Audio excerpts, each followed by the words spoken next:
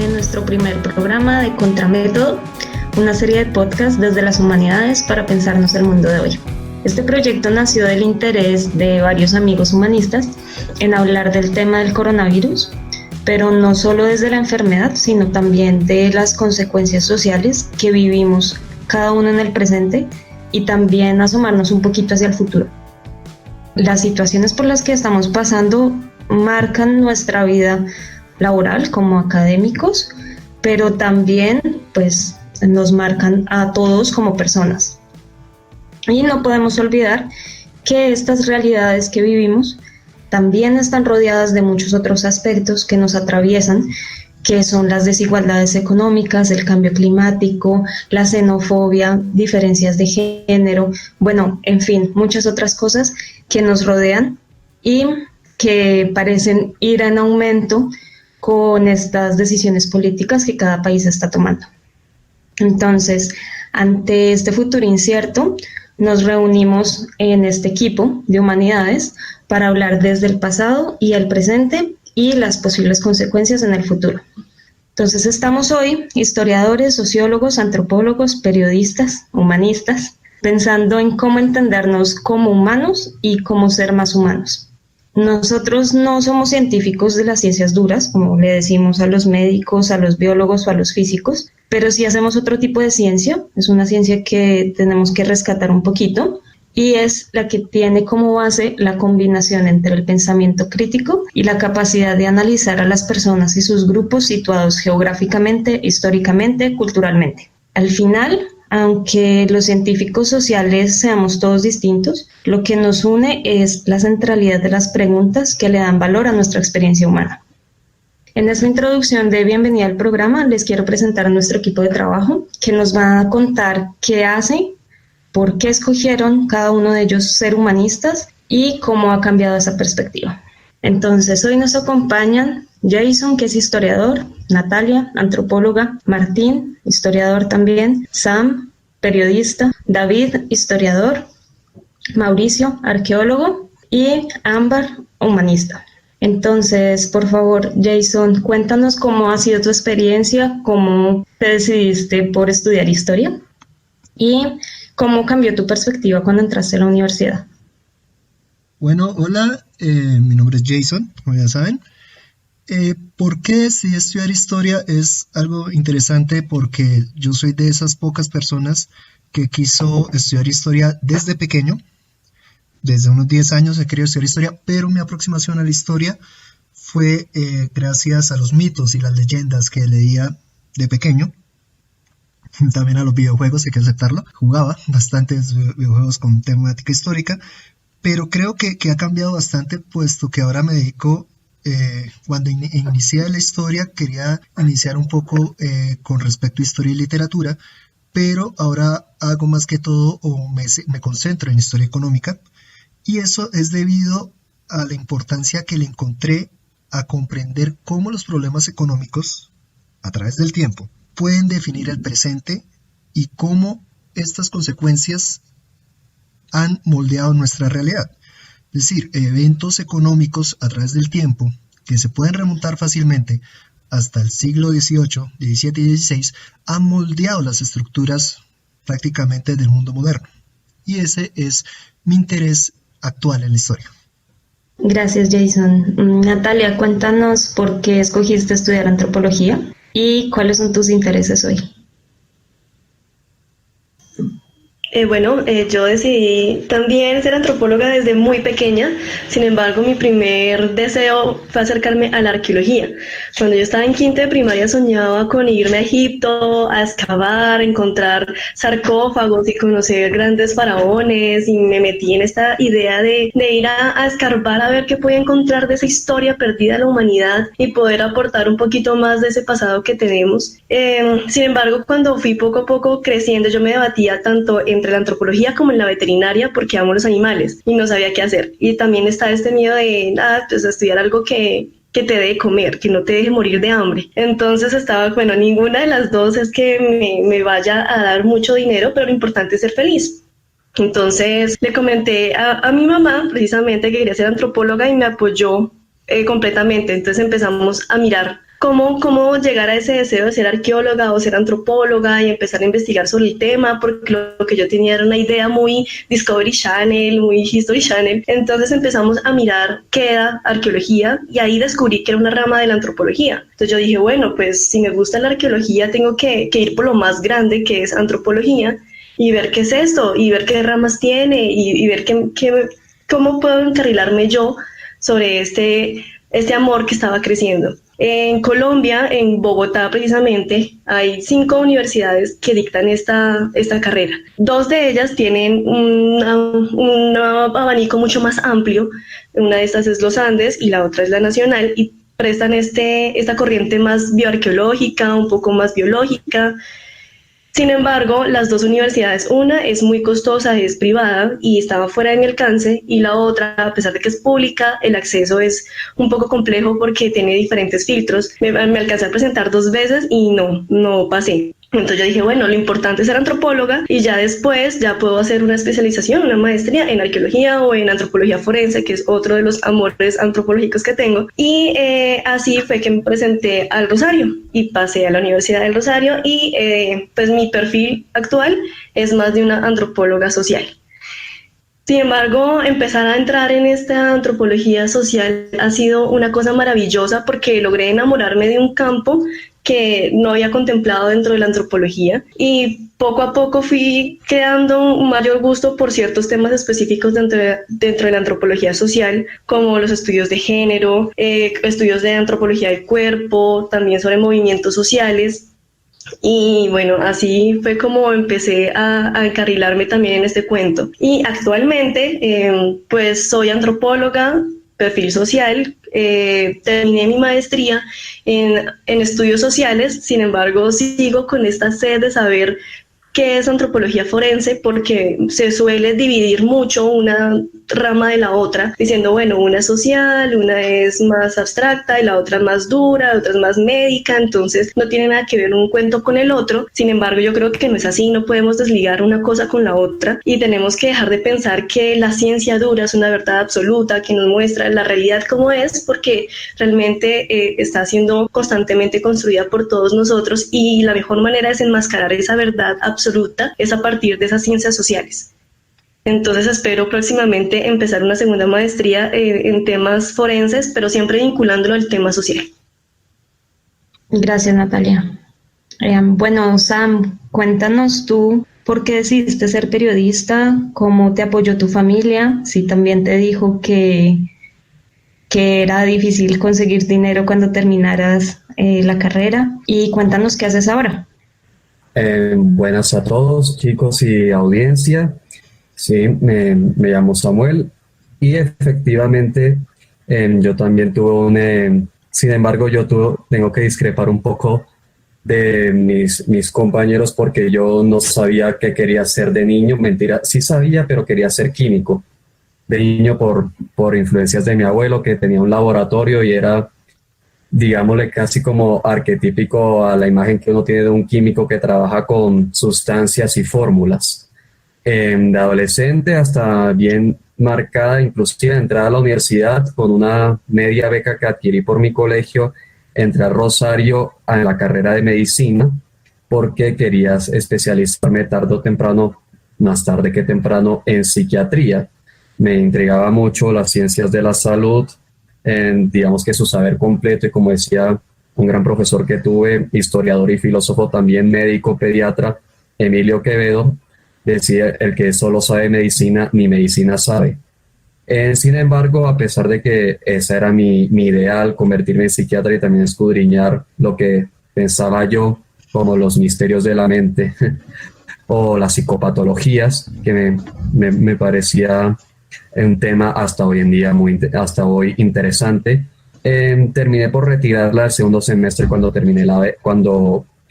perdí la beca, y decidí entonces intentarlo esta vez con periodismo, influenciado por también profesores de mi colegio, pero sobre todo por mis padres, porque luego en ese momento consideré una humanidad varias en específico, inclusive consideré desde literatura, filosofía o historia también, que las tres también desde cierta temprana edad tenía cierta impresión que eso me gustaba. En artes también, pero no para dedicarme como quizá una vocación. Terminé justamente en un proceso de discriminación del que dicen sobre todo de cuál es la más útil para la sociedad o por la cual puedes lucrarte más, por así decirlo. Y entre historia, filosofía y periodismo, fue periodismo, lo cual falaz, obviamente, y el tiempo ha demostrado que los tres lamentablemente estamos en una situación junto a otros humanistas, en una situación de precariedad laboral y salarial muy, muy grave. Entonces entré estudiando periodismo y terminé mi carrera. En este momento soy profesional de la Universidad de Rosario, periodismo y opinión pública.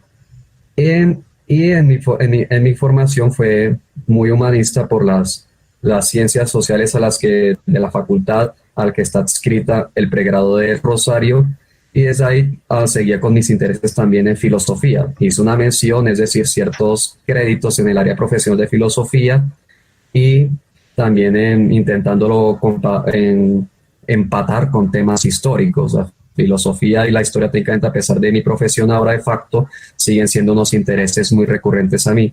En este momento en mi perfil trabajo como freelancer, tengo proyectos de emprendimiento, editoriales, y a veces me dedico a la escritura creativa, y sobre todo para ajustar un perfil he trabajado en periodismo cultural, sobre todo en divulgación de artes, en comunicación de artistas, de productos. Ese es como el enfoque al que más le he atinado últimamente, y una percepción que tengo en sí sobre mi oficio y sobre las humanidades en sí para temas históricos, temas coyunturales y temas actuales, es poder, digamos, que siempre procesar la información de tal forma, desde una vertiente tanto periodística, o sea, desde lo inmediato, como también comunicacional, desde el lenguaje, y las tres directrices desde esos tres vectores a la hora de digamos, empatar lo que yo considero como un trato fiel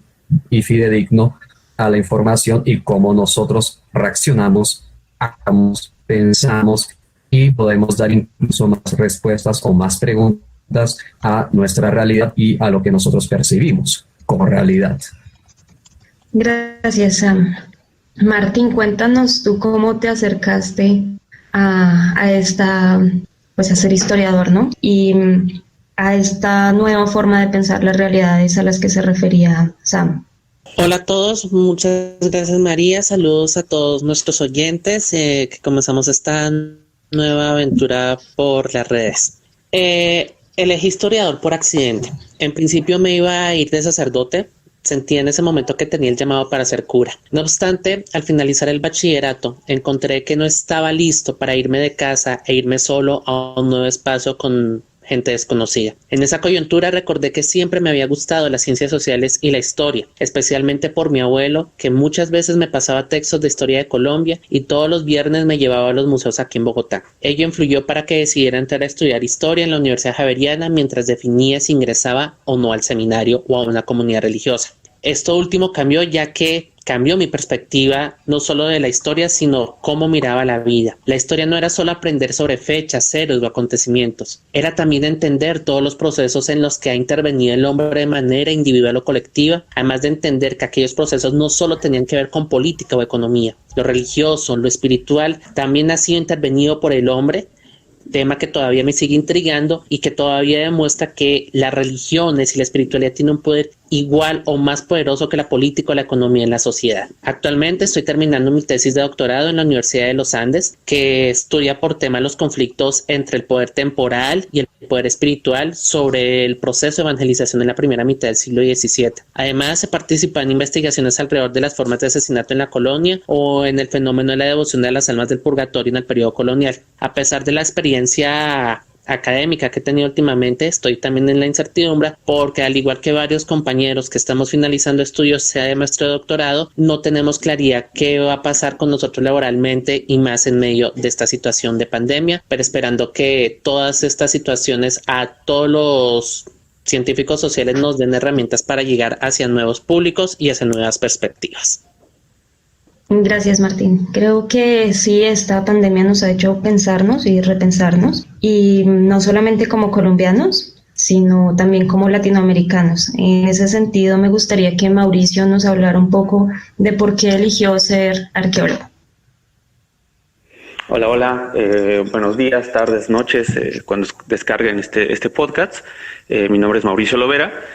Bueno, yo soy de estas estudiantes que tuvieron que dejar su lugar de donde residían habitualmente para irse a estudiar a otro lugar o a otra ciudad.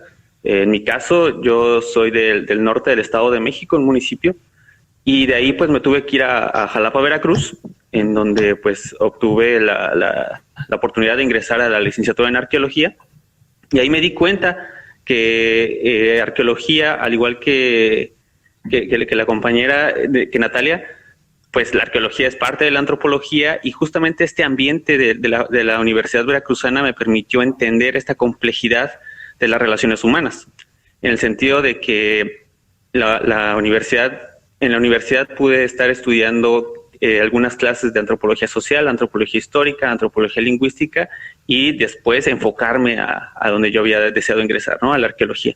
Ahí me di cuenta también que hay un montón de arqueologías que se pueden hacer: arqueología subacuática, arqueología de montaña, arqueología de la cosmovisión, arqueología histórica, y tras cursar los créditos correspondientes, pues me di cuenta que yo quería hacer arqueología histórica, no una arqueología que se denomina que va a partir de la temporalidad, es decir, en el periodo novohispano, y es lo que a mí me llamaba la atención. Entonces me dediqué a hacer este tipo de arqueología, sobre todo en una arqueología en donde prioricé grupos que habían estado invisibilizados históricamente, y me dediqué a hacer una arqueología también con las imágenes, es decir, trabajé con códices. Y además, como me moví de ciudad, pues Jalapa, Veracruz me dio un montón de cosas para poder entender más de la complejidad humana y más de estas relaciones.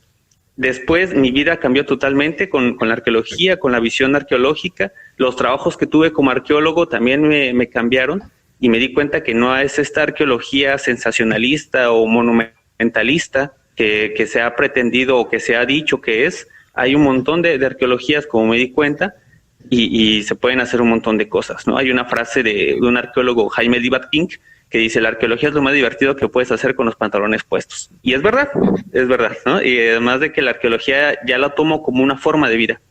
Es una forma de sentir y de ver mi realidad de esta manera, en el sentido de que me permite entender la complejidad humana a partir de las relaciones, y claro, viendo su contenido en los elementos materiales, ¿no? Tanto la parte material, la parte inmaterial, la parte simbólica, la parte no sé qué, Además, ahora en el posgrado de Geografía Humana, pues me he dado cuenta que el espacio es un ente que te permite ver y hacer un montón de cosas. Te permite estar relacionando unas cosas aquí, unas cosas allá, ver cómo se manifiestan en paisajes, lugares, territorios. Entonces, esto me ha permitido ampliar esta gama de análisis, y que bien, va justamente de acuerdo a lo que estamos viendo en este momento crucial, global, y entender estas glolocalidades en el que la parte global permea totalmente en la parte local, y ver estos análisis o estas micro y macro escalas en las que estamos viviendo. Gracias, Mauricio. Y ahora les quería presentar también desde México a Ámbar. Cuéntanos por qué decidiste estudiar humanidades, que es mucho más amplio de lo que nosotros hablamos cada uno por nuestro lado. Y cuéntanos, bueno, ¿qué te llevó a esto? ¿Qué dijeron tus papás? ¿Tuviste apoyo de tu familia? Si tuviste movilidades, y bueno, ¿cómo ha sido tu experiencia como humanista? Hola a todos, buenas tardes. Es un placer estar con ustedes esta tarde o esta mañana. Pues bueno, soy mexicana, soy licenciada en Humanidades por la UAM Coajimalpa. Bueno, llegar a las humanidades es hablar de mucho camino y mucho recorrido. Yo tengo 2 carreras técnicas, una en teatro contemporáneo y danza contemporánea. Y bueno, en esos momentos yo me di cuenta que más que actriz o bailarina, me gustaba la historia y organizar y gestionar las obras y las coreografías. Entonces dije, bueno, estoy un poco equivocada. Entonces, a diferencia de mis compañeros, yo no sabía qué quería, ¿no? Me gustaba la historia, me gustaba la filosofía, me gustaba la literatura y el arte, entonces no podía decidirme. Entonces estuve investigando algunas carreras, algunas licenciaturas y me topé con las humanidades. Me di cuenta en el perfil que había esta interdisciplina que tanto me gustaba y como no tuve el valor de ser historiadora, entonces me decidí por ser humanista. En la carrera me di cuenta que, exacto, esa interdisciplina se podía aplicar a la vida. Me gustaba la crítica, saber qué había detrás de las cosas, de los movimientos sociales, de los hechos históricos. Y bueno, mi carrera tenía un bloque de salida que era historia. Lo tomé, también tomé el de arte y literatura, pero me gustó más el de historia. En ese momento tuve el valor de decir que quería ser historiadora. Pero dije, bueno, ya habrá algo en el futuro que me lo permita. Yo estuve en el módulo, mi tesis es sobre un poco de historia de la religión.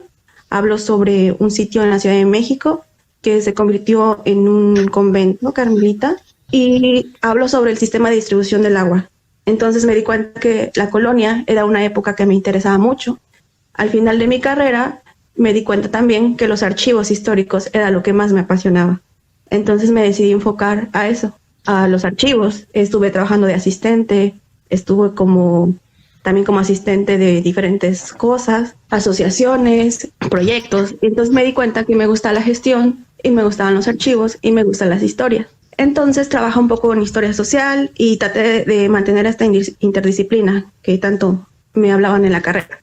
Y en la carrera y ahora me doy cuenta que ya no puedo ver el mundo igual. Siempre tengo que ser crítica, analista y proponer cosas. Entonces creo que fue una decisión muy acertada. Y bueno, en cuanto a mi familia, mis padres siempre me apoyaron en todo. Han sido la base de todo.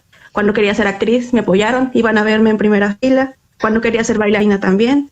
Y ahora que estoy dedicándome a los archivos, también. Entonces, para mí ha sido muy importante el apoyo de los padres y ese coraje de aventarse a las ciencias sociales. Muchas gracias, Ámbar. Y hablando de los archivos, cuéntanos, David, ¿cómo elegiste ser historiador y hacer lo que haces? Y bueno, ¿cómo llegaste a esto? Un saludo a todos. Primero, muchas gracias por presentarnos nosotros acá en este espacio y a los oyentes por estar pendientes de nuestra conversación y de nuestra discusión. ¿Cómo llegué a estudiar historia? Bueno, eso fue como Ámbar, yo no sabía precisamente qué estudiar. Sabía que tenía un gusto marcado por las ciencias sociales, pero no tenía una muy buena idea de qué era qué. Y recordé que desde pequeño tenía como un interés por la historia debido, digamos, a algunos libros de novelas históricas que había leído y sobre todo pues también por una experiencia ya sobre los videojuegos de temática histórica que pues, eran interesantes y a veces uno como que aprendía cositas. Finalmente me decidí por la historia. Al principio pensaba que era una cosa y entré a la carrera y era una cosa totalmente diferente. Creo que eso nos pasa muy seguido a nosotros y pues en general cualquiera que decida tomar una carrera universitaria. Pero durante la carrera me fui dando cuenta exactamente más o menos lo que me gustaba, sobre todo al final, cuando empecé a hacer mi tesis de pregrado, porque empecé no solamente fue el primer abordaje que tuve con las fuentes primarias, los documentos de los archivos, por decirlo de esa manera, sino que también empecé a encontrar temáticas afines a lo que me gustaba.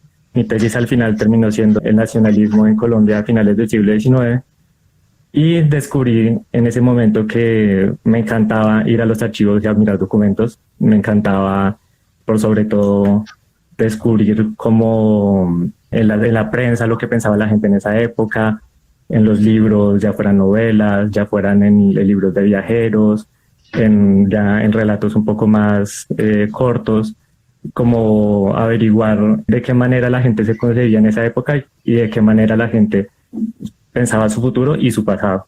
En ese sentido, pues cuando salí de la universidad también tuve como una pequeña crisis existencial, porque pues el tema de encontrar trabajo es un poquito difícil, a veces uno como que no se halla, pero a medida que empecé a trabajar, empecé colaborando en algunas asistencias de investigación, acercándome también a lo que eran los archivos. Y pues como claramente como leer era lo que me gustaba, pues arranqué desde ahí y fue encontrando ya trabajos específicos en archivos, tanto públicos como privados. Acá en Bogotá, precisamente encontré trabajo en el archivo de la Fundación Social y sus Empresas, que es un archivo privado, en el archivo del Instituto para la Economía Social, que es público. Y ahí como que me cambió la perspectiva totalmente. Mi amor por los archivos se desbordó y comencé a trabajar en lo que es la organización de los archivos históricos como tal y en la creación y organización de historias institucionales, que es un tema totalmente diferente que a veces uno no conoce muy de cerca y puede que sea hasta un poquito un ladrilludo, pero que son historias que tal vez no conocemos, que son historias que no mucha gente ha abordado y que son muy ricas para la historia de nuestro país y para entender mejor de qué manera nos llegamos a ser lo que somos como sociedad, como país, y de qué manera podemos concebirnos hacia el pasado y, ¿por qué no?, pues hacia el futuro.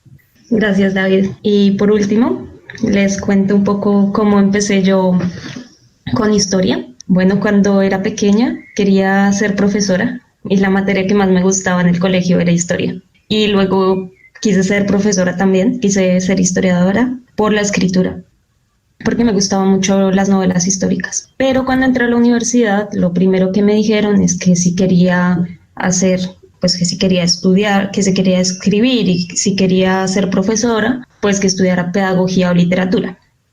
Y bueno, no quise. Seguí estudiando historia y viendo, explorando de qué se trataba todo esto. No era como a uno le suelen decir, aprender un montón de fechas y nombres. Era más bien comprender a los seres humanos del pasado en diversas realidades. Pero cuando llegué al final de mi carrera, bueno, por motivos personales, pensé que era mejor abandonarla y ya no quería ser historiadora. Luego, pues viajé a España con un proyecto y conocí un montón de historiadores en el archivo.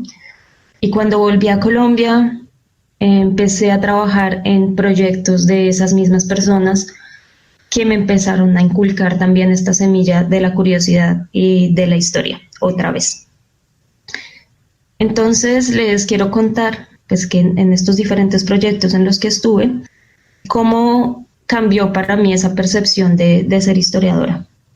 Para mí la historia es, ya lo sé que suelen decir esto mucho, pero para mí es como viajar en el tiempo, pero es conocer, explorar, saber de distintas personas y en distintos lugares, desde los indígenas hasta las mujeres, los obreros y de hecho hasta los que trabajan en un call center.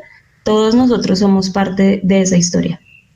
Entonces, cuando uno viaja en el tiempo, es ver hacia atrás como si fuera un rompecabezas, como si fuéramos un montón de piezas, de personajes, de hechos, de lugares. Y la idea es que con este pensamiento crítico que tenemos de las ciencias humanas, podemos darle coherencia, empezar a ajustar todas estas piezas y así darnos cuenta de estas distintas realidades y a la vez ser conscientes de que nosotros mismos somos protagonistas de esta historia presente. Y por esa misma razón, pues me preocupa lo que está pasando hoy en día y creo que debemos volver a pensar el presente, leerlo, examinarlo y verlo con ojos críticos. Entonces, chicos, para nuestro público le dejo la idea de ¿para qué nos sirven las ciencias humanas hoy? Bueno, aquí tienen un montón de respuestas, seguro que cada quien tiene una adicional y bueno, los vamos a seguir acompañando con algunos invitados especiales que nos van a contar sus historias, pero no solamente esto, sino que vamos a hablar de las humanidades y de otras disciplinas. Y vamos a hablar de las decisiones sanitarias, vamos a hablar de género, vamos a hablar de xenofobia, vamos a hablar de nacionalismos. Tenemos toda una agenda para ustedes. Entonces, en este sentido, pues les doy la bienvenida a todos y le agradezco mucho al grupo de trabajo que está hoy con nosotros y que espero que se quede para las próximas sesiones. Les adelanto también que tenemos preparadas una serie de invitados especiales, también de las humanidades, pero de otras disciplinas, para hablar de medio ambiente, patrimonio, derechos humanos, corrupción y otra serie de temas que nos toca vivir día a día. Muchas gracias y hasta la próxima.